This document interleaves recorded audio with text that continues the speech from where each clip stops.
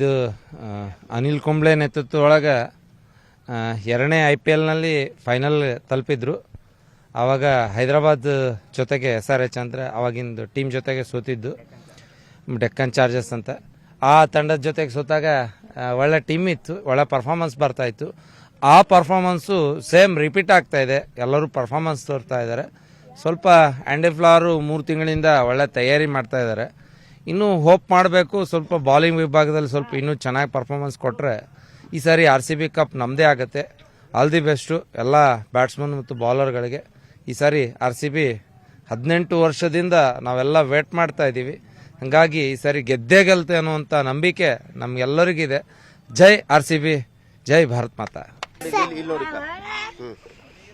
RCB ಟೀಮ್ನಲ್ಲಿ king Kohli, Jitesh Sharma, Rajat Patidar ಇವರೆಲ್ಲರೂ ಚಂದ ಆಡ್ತಾರ. ಟೀಮಿಗೆ ಚಲೋ ಸ್ಥಿತಿದಲ್ಲಿ ತರ್ತಾರ. ಈ ಸಲ ಫೈನಲ್ IPL ಕಪ್ ಗಳಿಸ್ತಾರೆ. ಫ್ಯಾನ್ಸ್ ಅಂತಾರೆ 18 ವರ್ಷ ಹಿಡಿದು RCB ವರ್ಲ್ಡ್ ಕಪ್ ಯಾವಾಗ ಗೆಲ್ತದ. RCB ಅವರು ಪೂರಾ ಫೈನಲ್ ತಲುಪಿ ಕಪ್ ಹೊಡಿತಾರೆ. ಅವರು ಈ ಬಾಲಿಂಗ್ ಡಿಪಾರ್ಟ್ಮೆಂಟಲ್ಲಿ ಜಾಸ್ ಹೆಜಲ್ವುಡ್ ವಾಪಸ್ ಬರಬೇಕಂತ ನಮ್ಮ ವಿನಂತಿ. ಅದು ಸಾಧ್ಯ ಆಗಬೇಕು. ರಜತ್ ಪಾಟಿದಾರ್, ಜಿತೇಶ್ ಶರ್ಮಾ ಅವರೆಲ್ಲ ಫಾರ್ಮ್ದಲ್ಲಿದೆ. ಈ ಸಲ ಕಪ್ ನಮ್ಮದೇ. ಜೈ RCB. 18 ವರ್ಷದ ಕನಸು ಈ ವರ್ಷ ನನಸಾಗುತ್ತದೆ ಎಂಬ ನಂಬಿಕೆ ಇದೆ.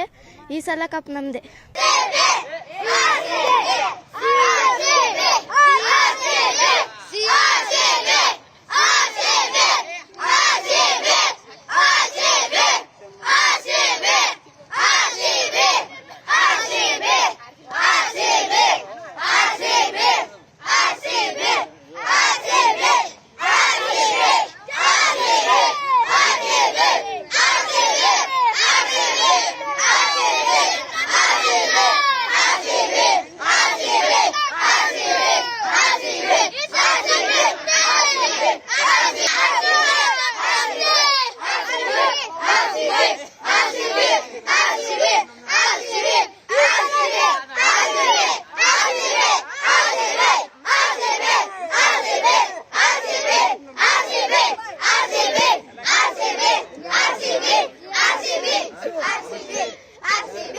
ಕನ್ನಡಿಗರ ಮೆಚ್ಚಿನ ನಿಮ್ಮ ನ್ಯೂಸ್ 18 ಕನ್ನಡ ಈಗ ವಾಟ್ಸ್ಆಪ್ನಲ್ಲಿಯೂ ಲಭ್ಯ.